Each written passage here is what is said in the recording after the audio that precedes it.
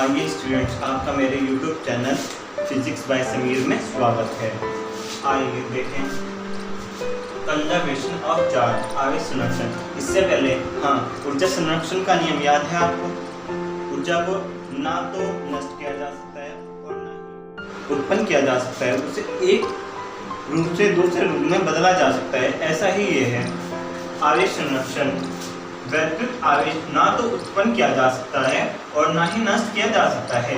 इसे केवल एक वस्तु से दूसरे वस्तु पर स्थानांतरित किया जा सकता है। यही आवेशों का संरक्षण कहलाता है। मतलब एक वस्तु से दूसरे वस्तु पर आवेशों को स्थानांतरित किया जा सकता है।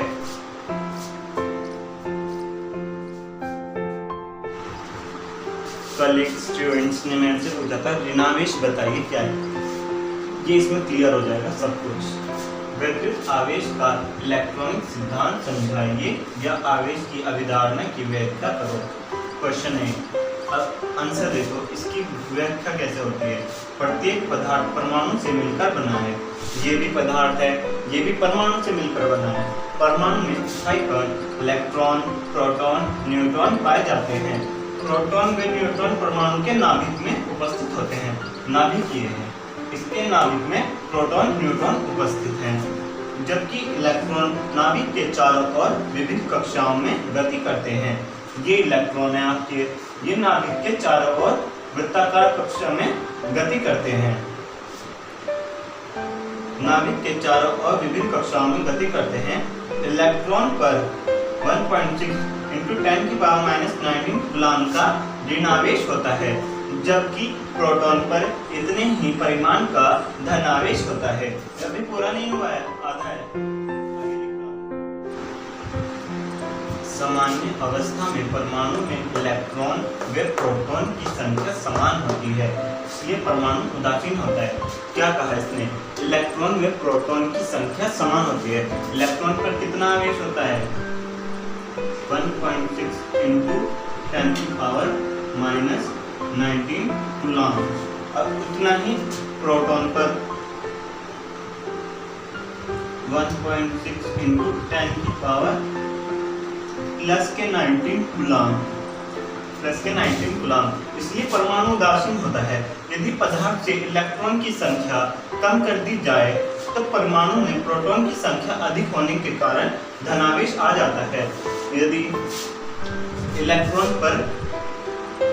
की संख्या कम कर दी जाए, परमाणु में प्रोटॉन की संख्या अधिक होने के कारण धन आवेश आ जाता है। यदि परमाणु में इलेक्ट्रॉन की अधिकता है, परमाणु में इलेक्ट्रॉन की अधिकता कर दी तो उस पर परमाणु में ऋण आवेश आ जाता है। अगर जो इलेक्ट्रॉनों की अधिकता होगी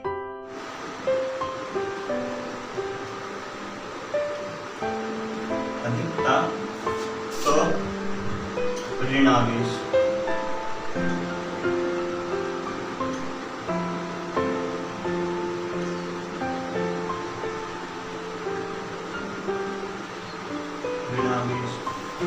और इलेक्ट्रॉनों की कमी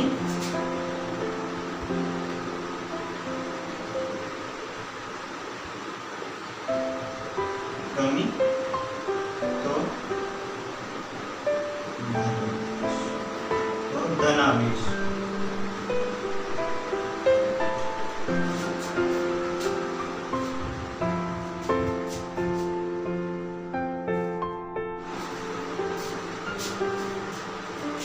नोट, समान प्रकृति के आवेश एक दूसरे को प्रतिकर्षित करते हैं। मतलब समान प्लस प्लस, तो ये एक दूसरे को दूर करेंगे, प्रतिकर्षित करेंगे। रिपल्शन। और भिन्न प्रकृति के आवेश एक दूसरे को आकर्षित करते हैं। प्लस माइनस, ये एक दूसरे को अट्रैक्ट करेंगे। कूलम का वैद्युत संबंधी नियम 2 मार्क्स का है, याद रखना इंपॉर्टेंट है। कूलम का नियम किन्हीं दो बिंदु आवेशों के बीच मैंने पहले दिन ही बताया था, आवेश को Q से प्रदर्शित करते हैं।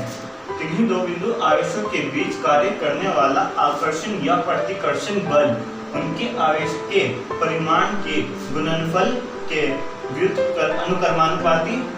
अनुकर्मानुपाती तथा उनके बीच की दूरी के वर्ग के व्युत्क्रमानुपाती होता है।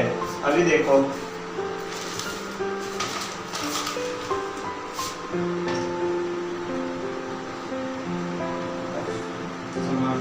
Q1 Q2 upon R²। प्रतिकर्षण बल, आकर्षण बल F फोर्स यानी बल, उसके आवेशों के तो समानुपाती भी बोलते हैं, अनुकर्मानुपाती भी बोलते हैं। एक ही जो सामने होगा वो तो समानुपाती अनुकर्मानुपाती, और जो अपॉन में होगा वो व्युत्क्रमानुपाती। इंग्लिश में डायरेक्ट प्रोपोर्शनल, ऐसे इनवर्सली प्रोपोर्शनल।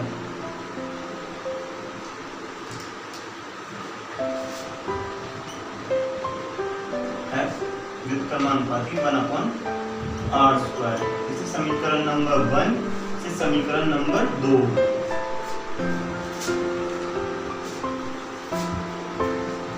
क्या कहा था? आकर्षण या प्रतिकर्षण बल उनके आवेश के परिमाण के तो गुणनफल, आवेश के परिमाण के गुणनफल, डॉट लगा लो, गुणनफल, और उनके बीच की दूरी के वर्ग के व्युत्क्रमानुपाती, स्क्वायर आ गया वर्ग के व्युत्क्रमानुपाती। समीकरण 1 व 2 से अब देखो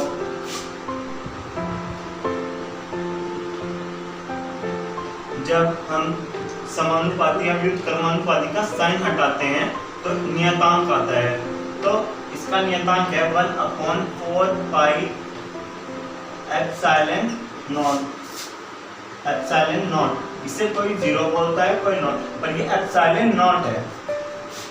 Q1 Q2 अपॉन R²। ये सिद्ध हो गया हमारा कूलॉम का नियम।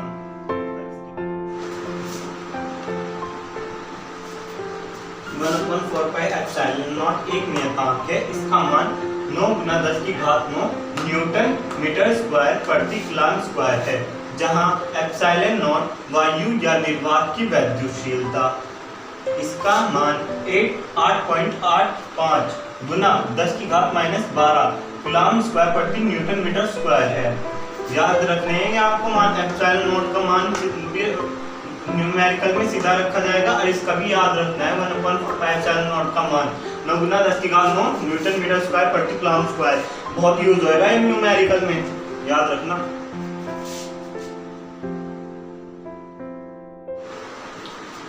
वैद्युत बल क्षेत्र से आप क्या समझते हैं? वैद्युत बल क्षेत्र से आप क्या समझते हैं? किसी बिंदु आवेश के चारों ओर का वह क्षेत्र जिससे किसी अन्य आवेश पर आकर्षण या प्रतिकर्षण बल का अनुभव होता है, इस क्षेत्र को वैद्युत बल क्षेत्र कहते हैं।